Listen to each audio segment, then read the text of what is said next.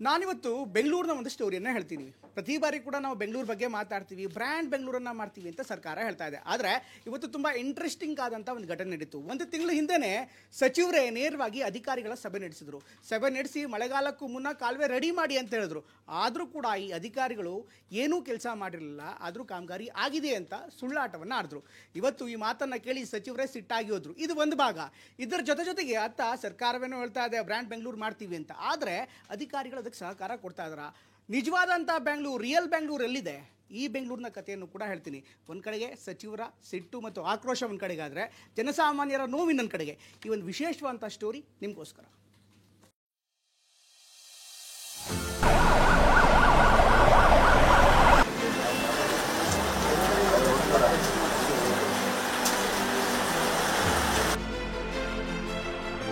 ಅಲ್ಲಿ ಸ್ಟ್ರಗಲ್ ಇರೋದು, ಇಲ್ಲಿ ಸ್ಟ್ರಗಲ್ದಲ್ಲಿ ಹೋಗಿ ಅಂತ ಹೇಳಿದ್ರೆ ಹೆಂಗ್ ಹೋಗುತ್ತೆ? ಮ್ಯಾಜಿಕ್ಕಾ? ನೀವೇನು ಇಂಜಿನಿಯರ್ ಅಥವಾ ಮ್ಯಾಜಿಷಿಯನ್? ನೀವು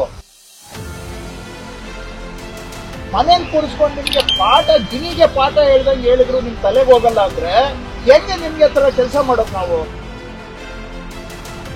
ನಿಮಗೆ ಕೊಟ್ಟಿರೋ ಕೆಲಸನ ನಾನು ಮೇಸ್ತ್ರಿ ಕೆಲಸ ಮಾಡಿದೆ. ಯಾರಿಗೇನಾದ್ರೆ ಹೋಗ್ಲಿ, ಯಾರ ಮನೆಗೆ ನೀರು ನುಗ್ಗಲಿ, ಯಾರ ಮನೆ ಬಿದ್ದೋಗ್ಲಿ ಪರವಾಗಿಲ್ಲ, ನಿಮ್ಗೇನಾಗೋದಿಲ್ವಲ್ಲ. ಏನ್ ನಾವು ಹೇಳಿದ್ರಲ್ಲಿ ನಿಮ್ಗೆ ಅರ್ಥ ಆಗದೆ ಇರೋದು ಏನಿದೆ ಹೇಳಿ ಅಮ್ಮ. ಮತ್ತೆ ಯಾಕೆ ನಿಮ್ಗೆ ಏನ್ ಪ್ರಾಬ್ಲಮ್? ನಿಮ್ದು ಪ್ರಾಬ್ಲಮ್ ಆದ್ರೂ ಏನಮ್ಮ? ನಿಮ್ದು ಜನಕ್ಕೆ ಸಾಯಿಸೋದೇ ನಿಮ್ ಉದ್ದೇಶನಾ? ಬೆಂಗಳೂರು ಸಿಂಗಾಪುರ್ ಮಾಡ್ತೀವಿ, ಲಂಡನ್ ಮಾಡ್ತೀವಿ, ದುಬೈ ಮಾಡ್ತೀವಿ, ಇದೆಲ್ಲವೂ ಬರೀ ಪುಸ್ತಕದ ಬದನೆಕಾಯಿ ಅನ್ನೋದನ್ನ ಅಧಿಕಾರಿಗಳು ಮತ್ತೆ ಮತ್ತೆ ಸಾಬೀತು ಮಾಡ್ತಿದ್ದಾರೆ. ನಮ್ಮ ಮಹಾನ್ ಬಿಬಿಎಂಪಿ ಅಧಿಕಾರಿಗಳು ಹೊಟ್ಟೆಗೆ ಅದ್ಯಾವ ಪೌಷ್ಟಿಕಾಂಶ ತಿಂತಾರೋ ಗೊತ್ತಿಲ್ಲ, ಕನ್ನಡ ಅರ್ಥ ಆಗುತ್ತೋ ಇಲ್ವೋ ಗೊತ್ತಿಲ್ಲ, ಏನೇ ಪಡ್ಕೊಂಡ್ರು ಅದು ಎಮ್ಮೆ ಮೇಲೆ ನೀರು ಹೊಯ್ದಂಗೆ. ಇದು ನಮ್ಮ ಅನುಭವ ಅಲ್ಲ ಸ್ವಾಮಿ, ಖುದ್ದು ಕಂದಾಯ ಸಚಿವರೇ ಅನುಭವಿಸಿರೋ ಕಡು ಸಂಕಷ್ಟ ಆಗಿದೆ. ಕಾಂಚೋರ್ ಅಧಿಕಾರಿಗಳ ಮೌನ ವೃತ್ತ ಕಂಡು ಈಗ ರಾಜ್ಯದ ಸಂಪುಟ ಸಚಿವರೇ ಕಂಗಾಲಾಗಿ ಕೆಂಡಾಮಂಡಲರಾಗಿದ್ದಾರೆ. ಇಷ್ಟು ರಿಸ್ಕ್ ಇದೆ ಇಲ್ಲಿ ಅಂತ ಹೇಳಿದ್ದೀನಿ. ಈಗ ನಿಮ್ಗೆ ಅರ್ಥ ಆಗದೆ ಇರೋ ವಿಷಯ ಏನಮ್ಮ? ಮತ್ತೆ ಯಾಕೆ ಮಾಡ್ಲಿಲ್ಲ? ಯಾಕಮ್ಮ ಮಾಡ್ಲಿಲ್ಲ? ಹೇಳಿದನಿಗೆ ನಿಮ್ಗೆ ಲೆಕ್ಕಕ್ಕಿಲ್ಲ. ಬಟ್ ಇನ್ನೇನು ಅರ್ಥ ಏನು? ಬೇರೆ ಅರ್ಥ ಏನು? ಹೇಳಿದ್ ಹೇಳ್ಕೊಳ್ತಾರೆ ಬಿಡು ಅನ್ನೋದೇ ತಾನೇ ಆಟಿಟ್ಯೂಡ್ ನಿಮ್ದು. ಎಷ್ಟು ದಿನ ಆಯ್ತು ನಾನು ನಿಮ್ಗೆ ಹೇಳಿ?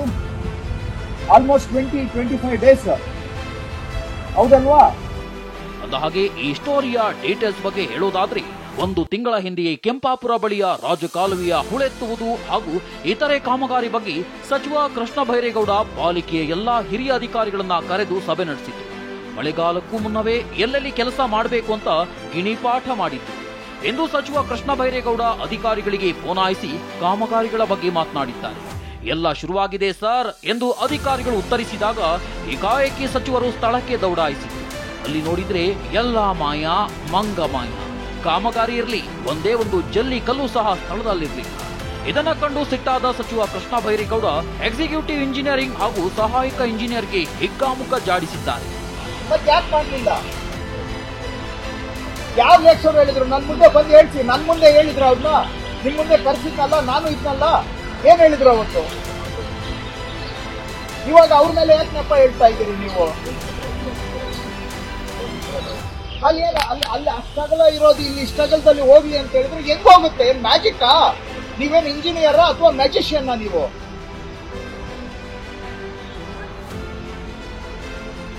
ಏನಪ್ಪ ಇದು ಬೇಜವಾಬ್ದಾರಿ ತನಕ ಒಂದು ಲಿಮಿಟ್ ಇಲ್ಲ. ಏನ್ ಅನಾಹುತ ಆಗುತ್ತೆ? ವರ್ಷ ಮಳೆ ಬರುತ್ತೆ ಜಾಸ್ತಿ. ಮನೇಲಿ ಕೂರಿಸ್ಕೊಂಡು ನಿಮ್ಗೆ ಪಾಠ, ಗಿನಿಗೆ ಪಾಠ ಹೇಳ್ದಂಗೆ ಹೇಳಿದ್ರು ನಿಮ್ ತಲೆಗೆ ಹೋಗಲ್ಲ ಅಂದ್ರೆ ಯಾಕೆ ನಿಮ್ಗೆ ಹತ್ರ ಕೆಲಸ ಮಾಡೋದು? ನಾವು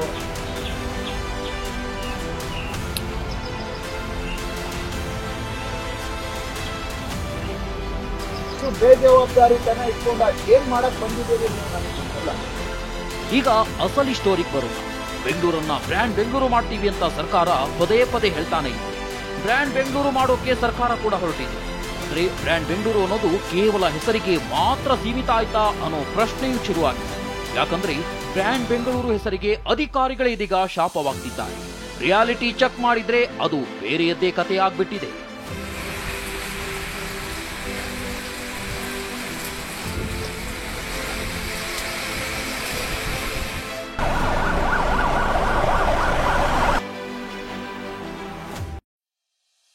ಬೆಂಗಳೂರಿನಲ್ಲಿ ಅವ್ಯವಸ್ಥೆ ಬಗ್ಗೆ ಸಿಂಪಲ್ ಆಗಿ ಒಂದಿಷ್ಟು ಉದಾಹರಣೆ ಕೊಡ್ತೀವಿ ನೋಡಿ. ದಿನಕ್ಕೆ ನಗರದಲ್ಲಿ 2,000 ವಾಹನಗಳು ರಸ್ತೆಗಿಳಿಯುತ್ತವೆ. ಆದ್ರೆ ಹೋಗೋದಕ್ಕೆ ರಸ್ತೆಯೇ ಸರಿ ಇಲ್ಲ. ಜಸ್ಟ್ 5 ಕಿಲೋಮೀಟರ್ ಸಂಚಾರಕ್ಕೆ ಬರೋಬ್ಬರಿ 29 ನಿಮಿಷ 20 ಸೆಕೆಂಡ್ ಬೇಕು ಅಂತ ಅಧ್ಯಯನಗಳೇ ಹೇಳ್ತಿವೆ. ಇಷ್ಟೇ ಅಲ್ಲ, ಬೆಂಗಳೂರಿನಲ್ಲಿ 23ರಿಂದ 25 ಸಾವಿರ ಪಾತ್ ಹೋಲ್ ಇದೆಯಂತ ಪಾಲಿಕೆ ದುರ್ಬಿನ್ ಹಿಡಿದು ಲೆಕ್ಕ ಹಾಕಿತ್ತು. ಜೊತೆಗೆ ಗುಂಡಿ ಮುಚ್ಚಲು ರಸ್ತೆಗೆ 7,000 ಕೋಟಿ ಚೆಲ್ತು. ಇನ್ನು 25% ಭಾಗಕ್ಕೆ ಕುಡಿಯಲು ಕಾವೇರಿ ನೀರು ಇಲ್ಲ. 16,000 ಬೋರ್ವೆಲ್ ಸಂಪೂರ್ಣ ಬತ್ತಿ ಹೋಗಿದೆ.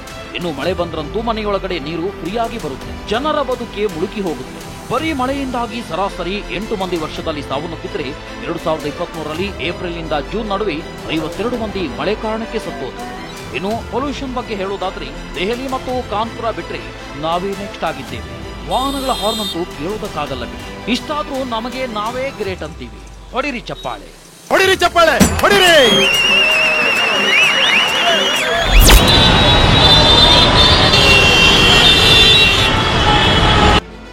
ಇಷ್ಟೇ ಅಲ್ಲ, ಮೊನ್ನೆ ತಾನೇ ಮುಖ್ಯಮಂತ್ರಿ ಸಿದ್ದರಾಮಯ್ಯ ಹಾಗೂ ಉಪಮುಖ್ಯಮಂತ್ರಿ ಡಿ.ಕೆ. ಶಿವಕುಮಾರ್ ಬೆಂಗಳೂರು ಪ್ರದಕ್ಷಿಣೆ ನಡೆಸಿದರು.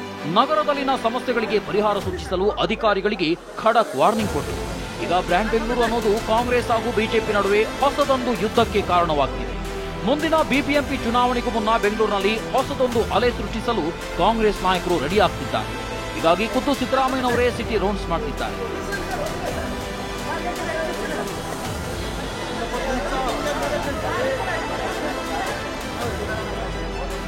ಮತ್ತೊಂದೆಡೆ ಬೆಂಗಳೂರಿನ ಅಭಿವೃದ್ಧಿಯ ಬಗ್ಗೆ ಪ್ರಶ್ನೆ ಮಾಡ್ತಿರೋ ಬಿಜೆಪಿ ನಾಯಕರು ಬೆಂಗಳೂರಿನ ಸಮಸ್ಯೆಗಳ ಬಗ್ಗೆ ಹೋರಾಟಕ್ಕೆ ಮುಂದಾಗಿದ್ದಾರೆ. ಬ್ರ್ಯಾಂಡ್ ಬೆಂಗಳೂರು ಕೇವಲ ಹೆಸರಿಗಷ್ಟೇ ಆಗಿದೆ. ಬೆಂಗಳೂರು ಅಭಿವೃದ್ಧಿಗೆ ಏನೂ ಮಾಡಿಲ್ಲ ಅಂತ ಬಿಜೆಪಿ ನಾಯಕರು ಆಕ್ರೋಶ ವ್ಯಕ್ತಪಡಿಸಿದ್ದಾರೆ. ಈ ಅವ್ಯವಸ್ಥೆಯ ವಿರುದ್ಧ ಬೃಹತ್ ಹೋರಾಟ ಮಾಡುವುದಾಗಿ ಎಚ್ಚರಿಕೆ ಕೊಟ್ಟಿದ್ದಾರೆ.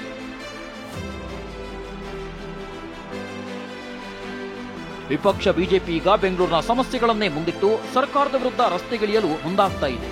ಇಂದು ಸಭೆ ನಡೆಸಿರುವ ಬಿಜೆಪಿ ನಾಯಕರು ಪಾಲಿಕೆ ಚುನಾವಣೆಗೆ ರೆಡಿ ಆಗ್ತಾ ಇದ್ದಾರೆ. ಇಲ್ಲಿ ನೋಡಿದ್ರೆ ಬ್ರ್ಯಾಂಡ್ ಬೆಂಗಳೂರು ಮಾಡ್ತೀನಿ ಅಂತ ನಾನು ಬೊಮ್ಮಾಯಿಯವರಿದ್ದಾಗ ಸುಮಾರು 6,700 ಕೋಟಿ ಬಿಡುಗಡೆ ಮಾಡಿದ್ರು ಒಂದೇ ವರ್ಷದಲ್ಲಿ. ಸ್ಪೆಷಲ್ ಅನುದಾನ ವಿಶೇಷ. ನೀವು ಬ್ರ್ಯಾಂಡ್ ಬೆಂಗಳೂರು ಮಾಡ್ತೀನಿ ಅಂತೇಳಿ ಎಷ್ಟು ಹಣ ಬಿಡುಗಡೆ ಮಾಡಿದ್ದೀರ? ಬ್ರ್ಯಾಂಡ್ ಬೆಂಗಳೂರು ಹೆಸರಲ್ಲಿ ನೀವು ಅನೌನ್ಸ್ ಮಾಡಿದ್ರಲ್ಲ, ಕರ್ನಾಟಕ ಸರ್ಕಾರ ಬ್ರ್ಯಾಂಡ್ ಬೆಂಗಳೂರು ಹೆಸರಲ್ಲಿ ಅನೌನ್ಸ್ ಮಾಡಿದ್ವಿ ಬ್ರ್ಯಾಂಡ್ ಬೆಂಗಳೂರು ಮಾಡ್ತೀವಿ ಅಂತ. ಯಡಿಯೂರಪ್ಪನವರು ಬ್ರ್ಯಾಂಡ್ ಬೆಂಗಳೂರು ಅಂತ ಮಾಡ್ತೀರಿ ಅಂತ ಹೆಸರು ಹೇಳದೆ 7,000 ಕೋಟಿ ಬಿಡುಗಡೆ ಮಾಡಿದ್ರು. ಬೊಮ್ಮಾಯಿಯವರು ಬ್ರ್ಯಾಂಡ್ ಬೆಂಗಳೂರು ಮಾಡ್ತೀನಿ ಅಂತ ಹೆಸರು ಹೇಳದೇನೆ 6,700 ಕೋಟಿ ಬಿಡುಗಡೆ ಮಾಡಿದ್ರು. ನಮ್ಮ ಬೆಂಗಳೂರು ಮಹಾನಗರದ ಎಲ್ಲ ಶಾಸಕರು, ಮಾಜಿ ಶಾಸಕರು ಮತ್ತು ಮಾಜಿ ಕಾರ್ಪೊರೇಟರ್ಗಳು ಮತ್ತು ಪ್ರಮುಖರ ಒಂದು ಸಭೆಯನ್ನು ನಾವು ಕರೆದಿದ್ವಿ. ಬೆಂಗಳೂರು ಮಹಾನಗರದಲ್ಲಿ ಇವತ್ತು ಆಗ್ತಾ ಇರ್ತಕ್ಕಂಥ ಅವ್ಯವಸ್ಥೆಗಳು,